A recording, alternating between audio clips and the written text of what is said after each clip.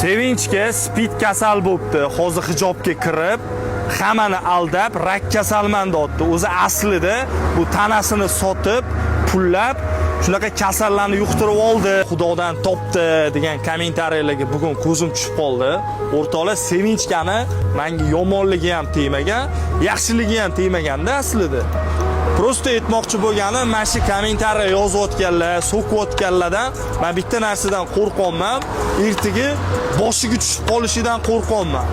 Ota-bobolarimiz aytgan, qizing bo'lsa fohishani ustidan, o'g'ling bo'lsa narkoman bilan alkash ustidan hech qachon kulma deb aytishgan. Bu gap tegida katta ma'no bor.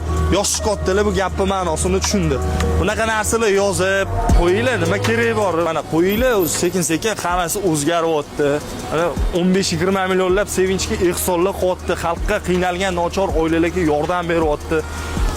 Like bosib, qo'llab-quvvatlab turaylikchi, oxiri nima bilan yurgan bu narsani?